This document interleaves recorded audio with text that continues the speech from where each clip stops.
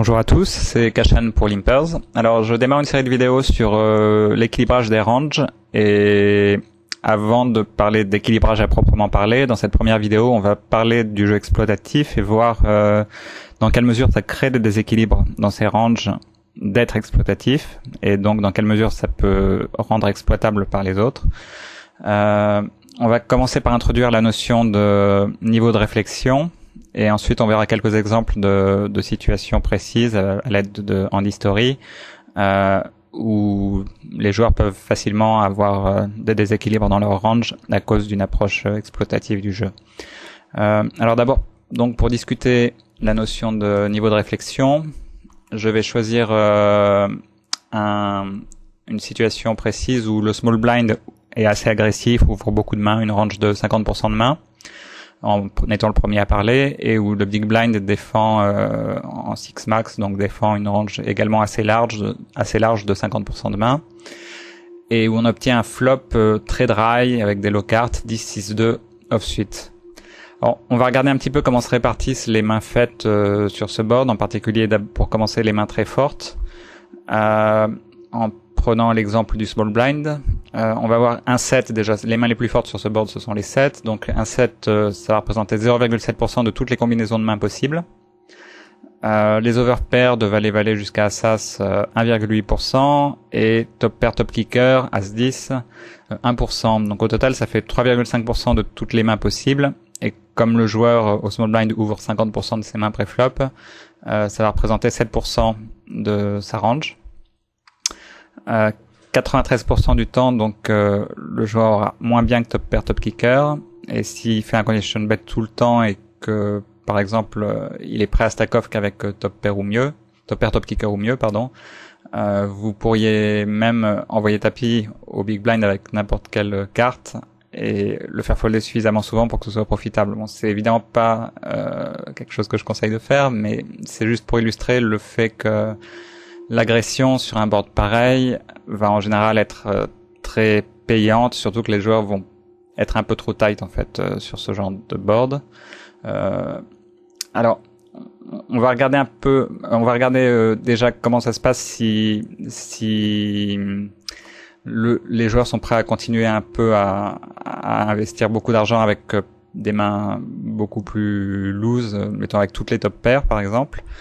Top pair ou mieux, ça va représenter 16,6% de la range du small blind, et en fait un petit peu moins que ça pour la range du big blind, parce que le big blind en plus aura probablement 3-bet pré-flop les overpairs, valet-valet, aura 3-bet pré-flop 10-10 aussi, éventuellement as-10 parfois, donc il aura encore moins souvent une main faite sur ce board. Donc ça représente une fois sur 6, le small blind aura top pair en comptant même les mains comme 10-8 off-suite, 10-7 suited.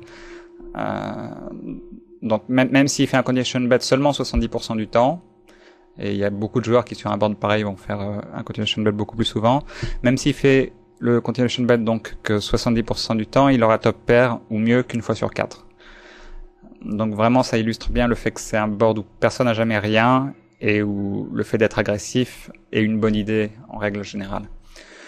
Alors on va introduire donc maintenant la notion de niveau de réflexion en partant de cet exemple. D'abord en parlant du niveau de réflexion le plus simple possible, c'est le joueur qui a aucune expérience du jeu, qui est totalement fit or fold. Il va regarder ses cartes, regarder le board, s'il a quelque chose, s'il a un 10 par exemple, il va miser, et s'il a rien du tout, il va checker. Il y a très peu de joueurs qui sont encore à ce niveau-là de réflexion. Quand je parle de niveau de réflexion, c'est pas un signe d'intelligence ou de réflexion vraiment plus poussée ou quelque chose comme ça. C'est plus une question de connaissance du jeu en fait. Une question d'expérience. La plupart des joueurs ont appris à faire un continuation bet. Ils ont appris que le joueur en face a rien une certaine portion du temps, et que donc c'est une bonne chose à faire. Donc le niveau de réflexion basique, c'est assez rare. Le niveau de réflexion suivant, donc c'est quand on se place du point de vue du small blind.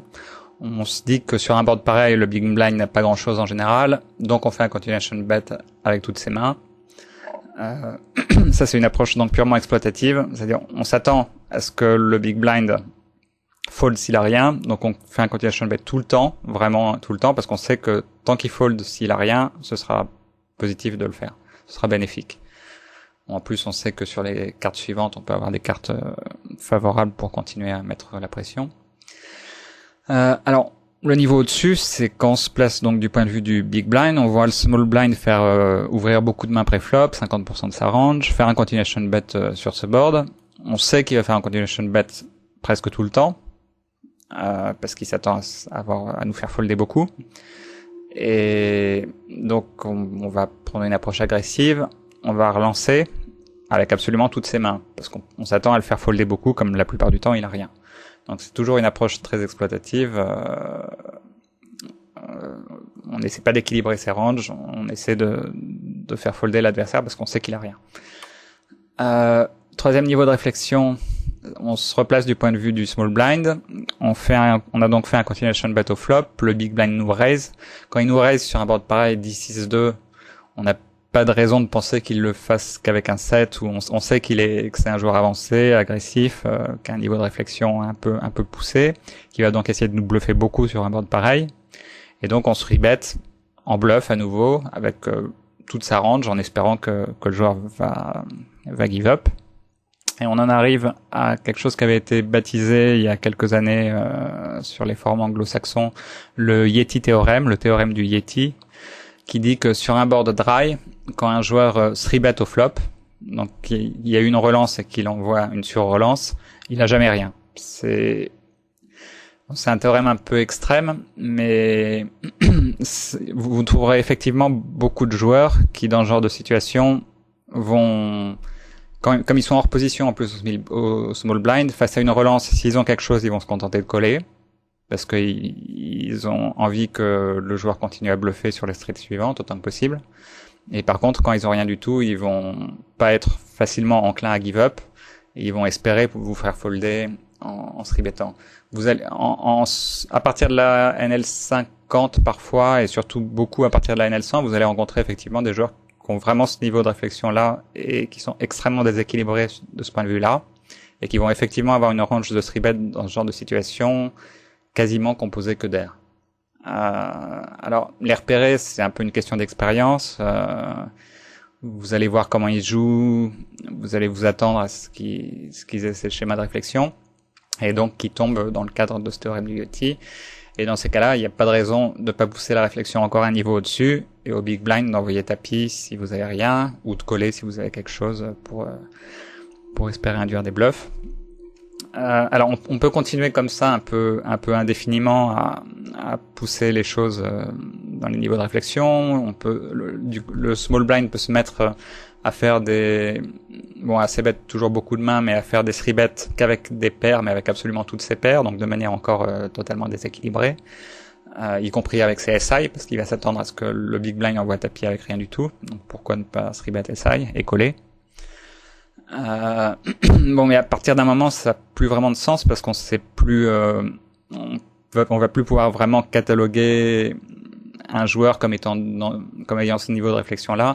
Avec des joueurs qui ont un niveau de réflexion pas très poussé, ça va être valable. C'est-à-dire que le fait d'envoyer tapis avec R sur un 3-bet sur ce genre de board, c'est quelque chose qui peut arriver. Ça, c'est pas si rare. Ça peut être effectivement très profitable. Mais pousser les choses plus loin, ça n'a pas vraiment de sens. C'est le moment à partir duquel je pense qu'il faut commencer à chercher plutôt à équilibrer ses ranges.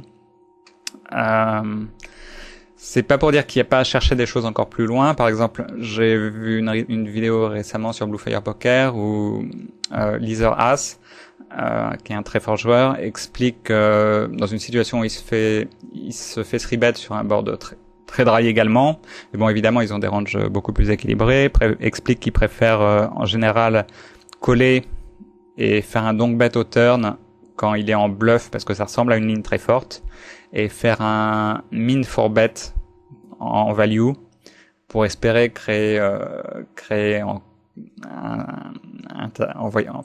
faire tapis à l'adversaire avec rien du tout en faisant croire à un bluff. C'est pas, à mon avis, c'est un peu tirer les cheveux en quatre, comme on dit. C'est pousser les choses un petit peu loin, mais bon, ça a quand même un peu de sens de chercher à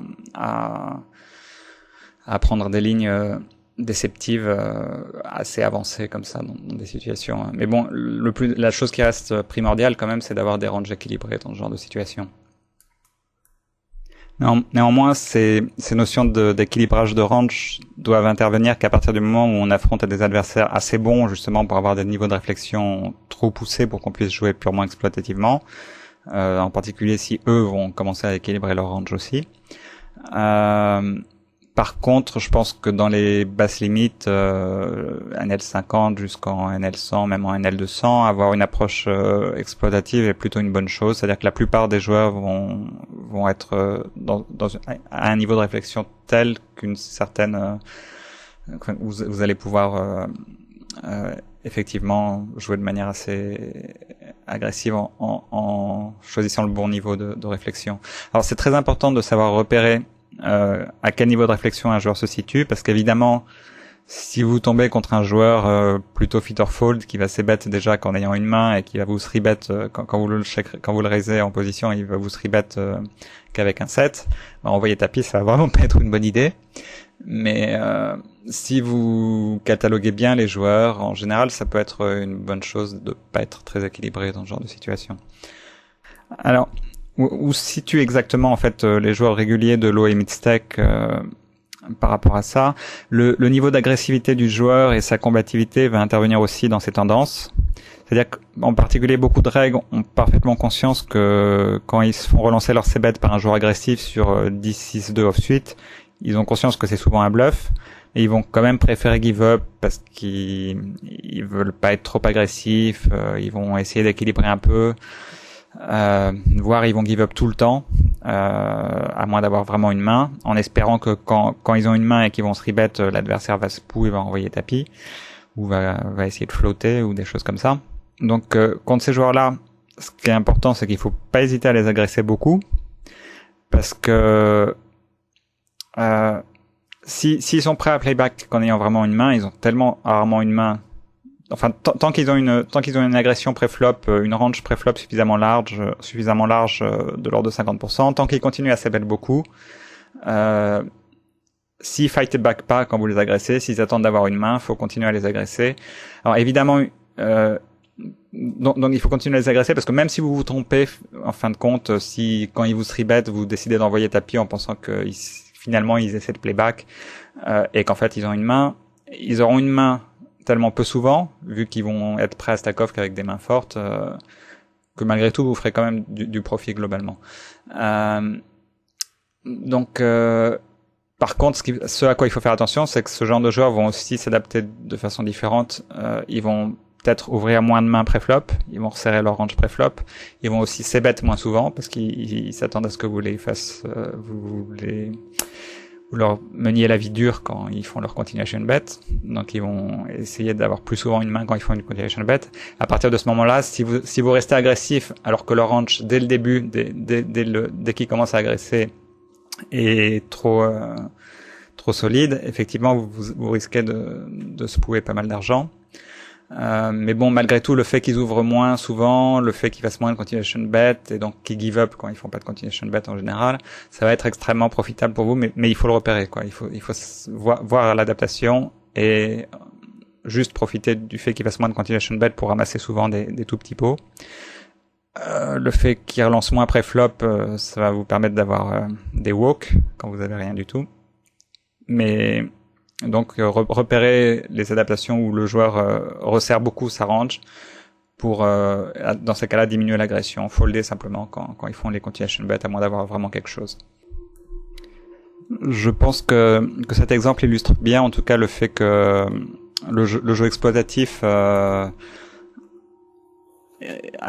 des défauts. C'est-à-dire que c'est une très bonne façon d'exploiter les joueurs plus faibles. Par exemple, un joueur qui va tout le temps fold sur un continuation bet quand il a rien du tout sur ce board, bah vous allez faire des continuation bet énormément, enfin avec toute votre range, et faire du profit. Un joueur qui fait des continuation bet beaucoup avec une range large mais qui fold sur les relances énormément, bah vous allez le relancer en position et il va folder. Donc tant que le joueur sait pas s'adapter à votre agression, c'est une très bonne manière de jouer, d'être exploitatif. Mais quand on commence à pousser les choses plus loin et qu'on tombe sur des adversaires meilleurs, ça crée des déséquilibres. et les joueurs meilleurs que vous vont les exploiter en poussant leur réflexion un peu plus loin ou en ayant des ranges plus équilibrées. Et c'est à partir de ce moment-là donc que la notion d'équilibrage intervient. Alors pour en finir avec les niveaux de réflexion, je vais quand même parler d'autre chose. C'est pour l'instant j'ai introduit un exemple un peu extrême.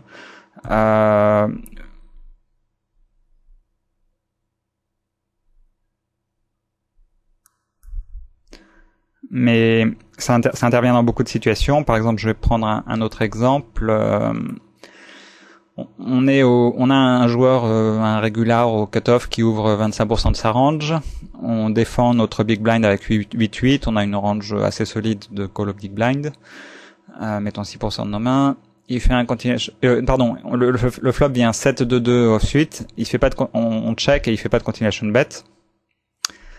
Et le turn est un as, on check à nouveau et il mise. Alors, savoir quoi faire dans ce genre de situation, ça va encore dépendre un peu de ce qu'on pense du niveau de réflexion adverse. C'est-à-dire le fait qu'il fait pas de continuation bet sur un board 7-2-2, il est au courant que notre range est large, contient beaucoup de paires, il a peut-être pas envie de jouer extrêmement agressivement, il peut give up pas mal de mains sur un board pareil. Il peut le faire de préférence avec des mains qui ont de la showdown value au cas où, par exemple ses as-roi, ses as-dames, ses as-valet, ce genre de choses. Il peut le faire aussi pour trapper avec des mains fortes comme as-as, roi-roi, dame-dame, en espérant prendre de la value sur les streets suivantes, en espérant qu'on va essayer de voler le pot avec nos rois-valets, nos rois-dames, ce genre de choses. Le turn arrive et est un as. Alors un joueur qui est pas très expérimenté, en voyant cet as, en ayant give up au flop, si effectivement le fait de pas avoir continuation bet au flop, c'était pour give up, on aura beau checker le turn, il va pas essayer de spécialement profiter de l'as. S'il a rien du tout, il va checker à nouveau parce qu'il aura give up. Par contre, un joueur un petit peu plus expérimenté va se rendre compte que il représente très bien un as en misant au turn après avoir checké le flop, parce que checker avec de la showdown value avec SI c'est assez courant. Et donc non seulement va miser ses as au turn, mais va également miser énormément de mains, tous les airs qu'il n'avait pas voulu faire, avec lesquels il n'avait pas voulu faire de continuation bet. Dans ce cas-là, il peut se retrouver extrêmement déséquilibré, pardon. Donc dans ce cas-là, ça peut devenir intéressant de coller, mais ça va dépendre aussi à quel point le joueur est bon, parce que il peut reconnaître que si nous-mêmes on avait un as, on aurait probablement misé au turn, parce que le fait d'avoir collé hors position, on a des as en règle générale avec un meilleur kicker que sa range d'open.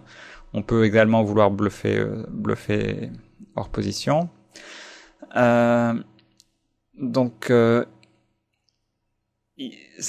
quand on check call le turn, il peut s'attendre à ce que notre range soit composée essentiellement de mains comme 8-8, comme 9-9, voire des mains plus faibles comme 5-5 ou 6-6. Et il peut profiter de cartes à la river, comme un roi à la river, un valet, d'une part pour faire des value bet sin, avec des mains comme roi-dame, roi-valet, d'autre part barrel en bluff ses cartes, donc il peut nous rendre la vie difficile, même en collant le turn. Malgré tout, la plupart des joueurs dans les limites NL50, NL100 vont profiter de la carte au turn, mais pas être capable de profiter de la river. Donc si on pense qu'il a un niveau de réflexion suffisamment bon et une agressivité suffisamment grande pour profiter de la turn et miser beaucoup en bluff et être déséquilibré en général, c'est intéressant de coller, parce que la plupart du temps il n'aura pas un niveau de réflexion suffisamment poussé pour être capable de value bet sin un roi, ou de bluffer un roi ou un valet à la river.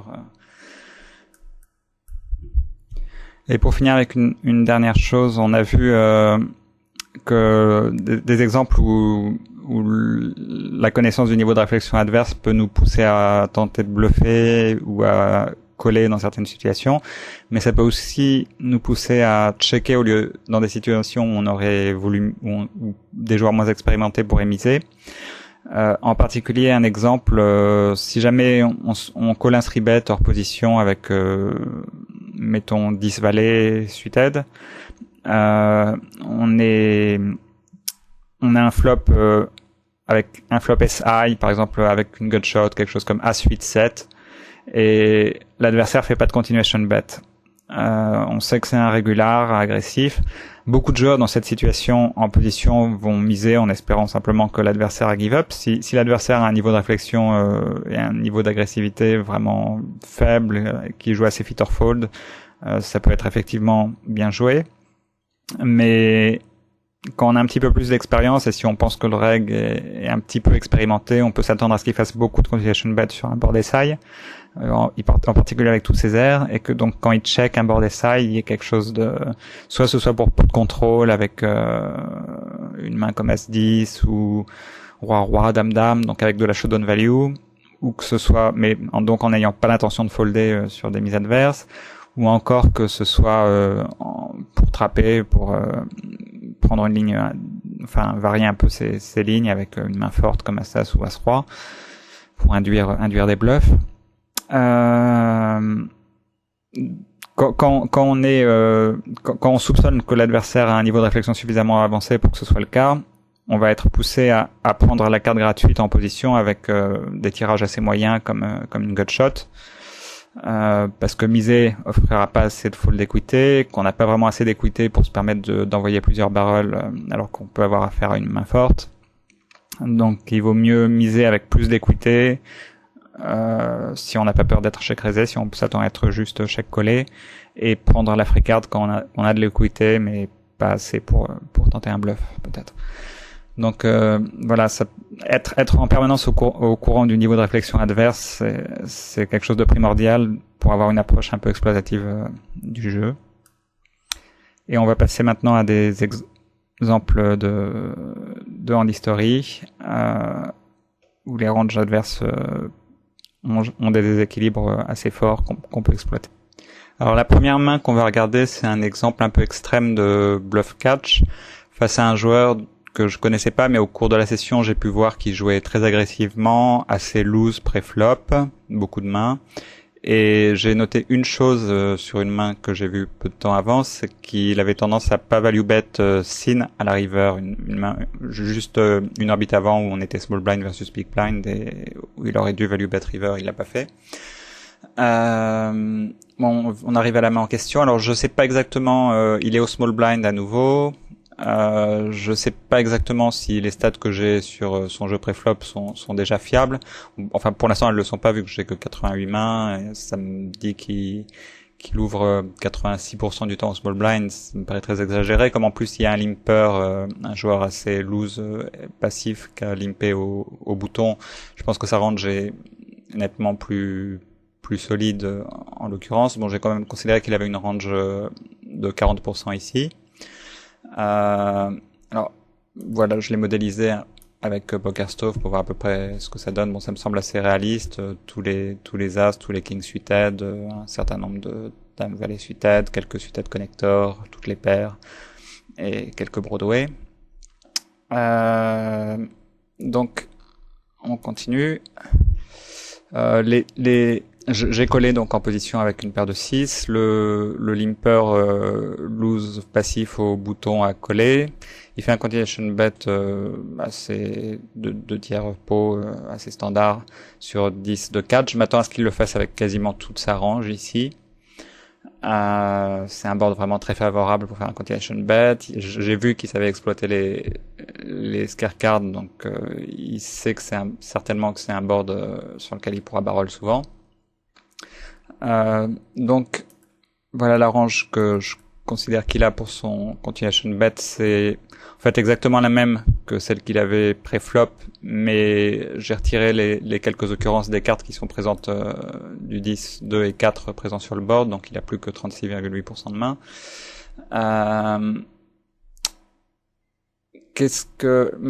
Mon équité ici contre sa range de continuation bet est de l'ordre de 60%, donc évidemment en position en plus c'est un call, même avec un joueur à parler derrière, c'est un call très tentant.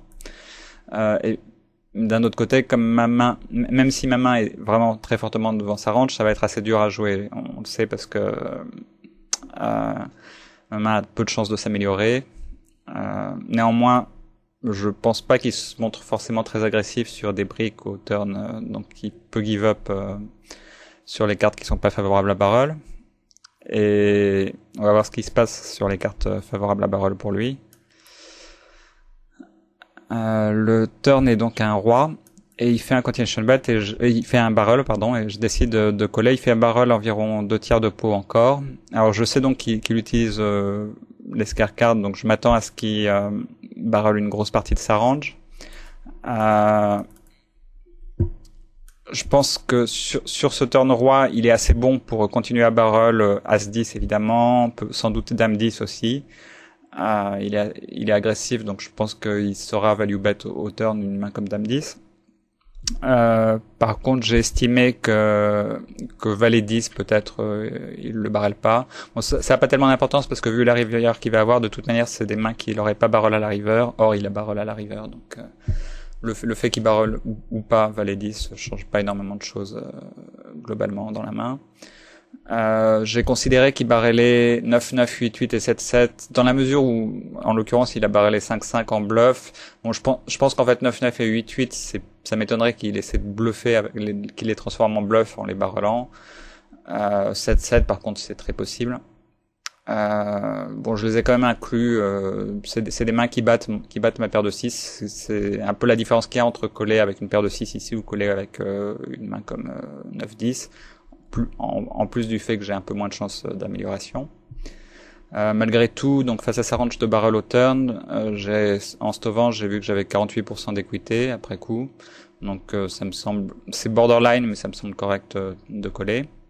Alors là, c'est la river en fait qui va être intéressante parce que je pense que malgré le fait qu'il ait très peu de bluff possible dans sa range, le fait qu'il value bet pas fine va rendre sa range déséquilibrée. Donc voilà, la river est un as, alors presque tout est rentré. Dame valet qu'il aurait pu barrel au turn vient de faire quinte. Les rois et les 10 qui me battaient déjà me battent toujours, mais bon, comme il barrel pas sin, je m'attends pas à ce qu'il les mise. Les mains comme As-Dame et As-Valet viennent de toucher top pair, je pense qu'il peut les value. En fait, le truc c'est qu'à ces limites-là, un bon joueur va pas s'attendre face à un joueur, il me connaît pas, pour l'instant on n'a pas tellement joué de mains ensemble, on a joué 80 mains à la même table. Je pense pas qu'il s'attende à être payé ici avec je pense qu'il s'attend à être payé très rarement par un 10 et qu'il s'attend surtout à être payé par le top de ma range, des mains comme roi 10, as 10 et des 7 slow playés. Je pense pas qu'il s'attende à être bluff catché ici. Donc je m'attends à ce que ça range à ce qui barrel sur cette river absolument tous ses bluffs. Et par contre, à ce qu'il cherche pas à value bet très sin parce qu'il pense pas pouvoir être payé par un 10. Malgré tout, j'ai considéré qu'il barrel As-Dame et As-Valet.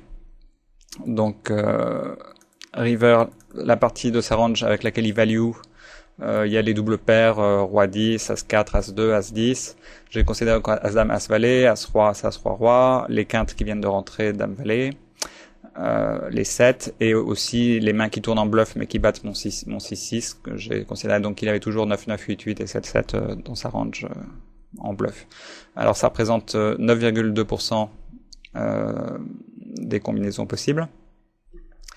Et les bluffs avec la range que j'avais pris au départ, donc avec quelques suites de connecteurs, quelques suites de one gapper. Bon, ça peut être un petit peu plus élevé s'il a des mains comme 9 valets, comme 9 valets off suite, pardon, ou des mains comme 8-10, non 8-10 suited, pardon, c'est pas dans, mais il peut avoir quelques two gapper, quelques mains comme 8-9 off suite. Ça dépend un peu de ce qu'il joue pré-flop. Je pense que c'est relativement raisonnable de considérer qu'il a juste quelques suited connecteurs, quelques one gapper et quelques mains qu'on paillite comme dame 9 suited, valet 9 suited. Et malgré tout, ça représente 4,7% des combinaisons possibles, donc un tout petit peu plus d'un tiers de sa range de bet river qui sera du bluff.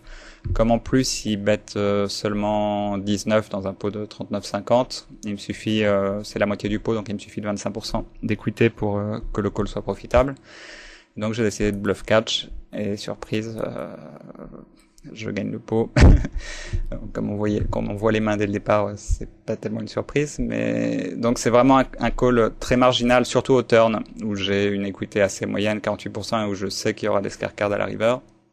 Et avec le profil, je pense que c'est un call marginal mais raisonnable à la river. Alors, quel est l'intérêt en fait de faire des calls très marginaux comme ça, outre le fait que ça puisse être effectivement plus EV, ça va surtout être utile dans la mesure où ça va pousser le joueur, si jamais on a l'occasion de jouer plus de mains ensemble au cours de la session, ça va le pousser à s'adapter. En particulier peut-être, il peut y avoir plusieurs adaptations possibles. Il peut se mettre à me value bet plus fine, il peut se mettre à arrêter de me bluffer.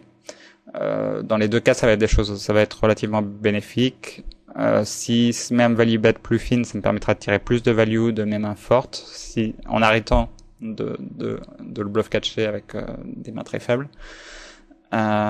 Et s'il se met à assez bêtement, évidemment c'est bénéfique parce que ça me laisse m'emparer du pot occasionnellement, surtout en position. Donc c'était vraiment un exemple un peu extrême où l'utilisation des scare cards crée des déséquilibres dans sa range qui le pousse à avoir suffisamment de bluff pour qu'on puisse coller avec vraiment une main très très faible. On va voir un autre exemple où le fait que le joueur barrel pas des mains barrel pas très fines au turn permet de réaliser un bluff au turn. Alors j'y passe tout de suite. Avant de discuter de la main en question, je vais montrer. En fait, c'est au tout début d'un heads up contre un joueur régulier, Luna 1212, qui jouait assez agressivement en me 3-bettant beaucoup au big blind. On est en tout début de match, on avait joué une vingtaine de mains. Je décide de coller un 3-bet avec Dame 10 offsuit. Il fait un continuation bet sur As-3 de haut, je flotte, le turn est un roi, il check. Bon, j'ai une gut shot en plus, mais c'est pas très important. Je mise, il call. Alors la river fait rentrer une running flush. Bon, en plus le turn avait fait 4-5 avait hit au turn une quinte possible. Malgré tout, je m'attends en début de heads up comme ça, je m'attends à ce que quand il check call le turn, il est très souvent un as ou au minimum un roi. Et je m'attends pas à avoir énormément de fold equity si je tente un gros bluff comme ça très tôt dans le heads up. Donc je préfère give up sur cette river pour l'instant. Alors ce que j'apprends d'intéressant en fait dans cette main, c'est qu'il barrel pas au turn, il sait bet au flop un SI avec une top pair avec un mauvais kicker, et il préfère induce au turn c'était un flop donc très dry, il va faire induce mes floats au turn plutôt que de barrel en espérant prendre de la value de mains plus faibles. Donc je note ça. On repère tout de suite qu'il y a peut-être un déséquilibre dans sa range dans la mesure où il a pas beaucoup de mains tellement plus fortes que As-7 sur un board pareil, même sur le turn roi. Donc s'il barrel pas As-7 pour value, soit il barrel très très peu, soit il est très déséquilibré dans sa range de barrel au turn. Alors la main en question, ça va être une situation assez similaire. Je la mets en place. Alors on est donc je suis à nouveau au bouton et il me 3-bet à nouveau, c'est quelques mains, c'est peut-être 5 ou 6 mains plus tard, et on se retrouve à nouveau avec un flop As Dame 6 assez dry avec un SI. Il fait un continuation bet, je flotte à nouveau, en plus cette fois je suis un petit peu plus connecté, j'ai une backdoor flush, des quintes possibles, des runners quintes possibles. Je flotte, le turn me donne un tirage très fort, mais ce qui est très important de noter ici, même si j'avais pas eu ce tirage très fort, il barrel au turn, et j'ai vu donc on est vraiment dans la même situation que la main d'avant. Je pense pas qu'il ait de raison de changer avec une main comme As-7. Il m'a vu flotter une première fois, et donc le fait de checker avec son As a très bien marché. Peut-être qu'il peut changer parfois pour si c'est un joueur assez intelligent, il va peut-être changer pour varier en s'attendant à ce que je fasse quelque chose, mais un joueur de NL100, je m'attends pas à ce qu'il change tellement son jeu si rapidement. Donc je m'attends a priori à ce qu'il joue pareil s'il a un as faible. Par contre, il a vu que je suis flop happy, donc il devrait être très enclin à barrel en bluff. il s'attend à ce que j'ai pas grand chose sur ce board là, donc il peut espérer me faire give up. Donc ça rend, je retrouve extrêmement déséquilibré. Bon, comme là en plus j'ai un tirage énorme, c'est vraiment un no-brainer d'envoyer tapis. Mais je pense que même si j'avais, bon, peut-être si j'avais absolument rien du tout au turn, si le turn était un peu mauvais, si c'était un 10 ou un 10 ou un valet qui peut lui faire barreler des mains qu'on de la showdown value comme dame 10 ou 10 valet et qui lui donne beaucoup plus de mains fortes. Je pense que j'aurais give up, mais si ça avait été un 5, donc une main qui change, un turn qui change pas énormément de choses, qui me donne en plus une gutshot, mais même si ça avait été un 5, donc pas de trèfle, je pense que ça aurait été un spot intéressant pour envoyer tapis. En plus, je représente, c'est assez dur de penser que je flotte le turn et que j'envoie tapis avec rien du tout au turn. Donc sur un 5 au turn, là encore, il peut penser que j'ai par exemple, je sais pas, dame valet de trèfle et bon, s'il a roi dame ou quelque chose comme ça, il peut bet call, ou s'il a un as, il peut bet call. Mais en plus, même s'il a une main comme as 10 qui barrel en value, ça va être quand même assez dur de coller sur un 5 off suite, parce que je représente quand même une range assez forte. Donc le fait à la fois que je représente une range forte en chauvant et que sa range de barrel au turn contienne énormément de bluffs, je pense que ça aurait été très profitable, même sans le tirage flush. Bon, en l'occurrence, ça a marché. Alors, la dernière main qu'on va voir, là, on a vu des exemples où le jeu agressif crée, le jeu exploitatif crée chez le joueur des ranges avec un peu trop de bluff. Dans les deux exemples, c'était le cas. Pour le dernier exemple, je vais prendre un peu l'inverse. Une situation où il y a un déséquilibre qui est lié d'une certaine manière à un jeu exploitatif, mais qui fait que le joueur n'a quasiment que de la value très forte dans sa range. Alors cette main s'est tirée d'une session jouée en L25, donc j'ai pas énormément d'infos, je connais quasiment aucun joueur. Néanmoins, j'avais déjà joué pas mal de mains, donc j'ai pu repérer qu'il y avait deux joueurs très loose passifs à ma gauche et deux sièges à ma droite, et deux joueurs régulars, dont un joueur assez solide ici au big blind, il me semble.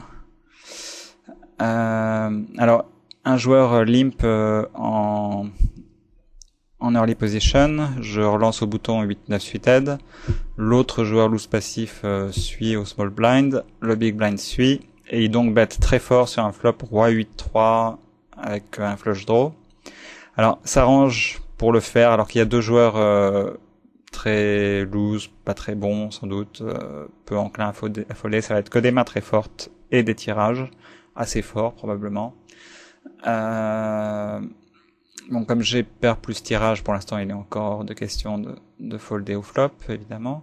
Mais comme je sais que sa range est très forte, évidemment, je vais pas non plus relancer. Je me contente de coller, surtout que je suis en position. On se retrouve heads up. Le turn me donne trips. Et il continue à miser très très fort. Alors que le board a doublé, déjà la probabilité qu'il le fasse, un joueur de cette limite qui est un régular, qui est probablement un joueur gagnant, qui joue très solide pré-flop, qui relance que 11% pour l'instant. Enfin bon, j'ai très peu de mains, donc je peux pas vraiment juger exactement. Je pense déjà que sa range s'oriente énormément vers des mains très fortes et très peu vers des tirages. Et en plus, c'est une situation où il va absolument jamais bluffer un tirage raté à la river. Personne fait ça en NL25 parmi les joueurs solides, disons, les joueurs réguliers, parce que c'est une limite où les joueurs ont encore beaucoup de mal à folder des mains, à folder un roi ou à folder as ou roi dame, ce genre de mains, même parfois des mains plus faibles. Donc, il y a très peu de gros bluffs. Et quand il envoie tapis ici river, il tient réellement à être payé. Donc, il le fait pas avec une main qui a une value moyenne comme roi dame. Il a jamais eu juste roi dame ici. Le fait qu'il ait juste collé dans un four-way hors position, bon, as-roi est pas totalement exclu de sa range. As-as est certainement exclu de sa range. Il y a aucune raison pour qu'il se rebette pas as-as avec deux joueurs loose. As-roi, si c'est un joueur qu'aime pas tellement 3-bet. C'est possible qu'il slow play As-Roi. Malgré tout, je pense pas qu'il le joue si rapidement que ça. Je pense que ici, même, bon, la main que j'ai complètement, le fait que je touche full à la river est complètement irrelevant. Ce qui est intéressant, c'est de voir à quel point sa range est déséquilibrée à la river. C'est-à-dire que je pense que même si j'avais une main comme As-8 ici, si j'ai le 8 de carreau qui retire des combinaisons de main forte pour lui, parce que les mains qu'il aurait pu donc bet au flop, ça peut être des mains comme 7-8 de carreau, As-8 de carreau, 8-9 de carreau. Il les aurait probablement barrel au turn en touchant trips. Ça serait assez cohérent qu'il ait ici 7-8 de carreau, 8-9 de carreau ou As-8 de carreau. Mais si j'ai le 8, si j'ai As-8 avec, si j'ai As-8 de carreau, par exemple, je pense que je peux folder ici. Parce que je crois que sa range se réduit vraiment uniquement à 3-3. Et absolument rien d'autre. Bon, en l'occurrence, je touche un full meilleur à la river, donc tant mieux. Ce qui est important de noter, donc, c'est en cherchant à jouer de manière optimale face au profil auquel il avait affaire dans la main, donc deux joueurs très loose passifs. Donc il prend l'initiative parce qu'il sait qu'il y a de gros risques que tout le monde check. Si jamais j'ai rien, il y a des chances que je check. Il a pas envie de donner de free card à des joueurs qui jouent énormément de mains hors position. Donc il prend l'initiative donc au flop. Il barrel très fort en voyant que je call parce que c'est un board où je peux avoir très facilement. Il sait que j'ai pas rien, il sait que j'ai très souvent un roi. Je peux avoir As-Roi. Donc il essaie de tirer un maximum de value. Sa range est tellement déséquilibrée qu'on peut vraiment faire des folds énormes à la river dans ce genre de situation. Donc je conclus cette vidéo avec ce dernier exemple. On verra dans la suite, on va discuter dans la vidéo suivante quel est l'intérêt de changer de rythme, en particulier la main qu'on a vue où je fais un hero call avec une paire de 6, on va voir quel est l'intérêt de faire des calls très marginaux, très loose comme ça, de faire quelles sont les adaptations que ça entraîne chez les joueurs et comment on les repère et comment on en profite ensuite. Donc on va discuter d'une manière générale de tout ce qui est changement de rythme, c'est-à-dire essayer de créer des adaptations chez l'adversaire en lui montrant des choses pour en profiter. Et ensuite, on abordera l'équilibrage des ranges dans les vidéos ultérieures. Voilà, bonne journée à tous. Ciao.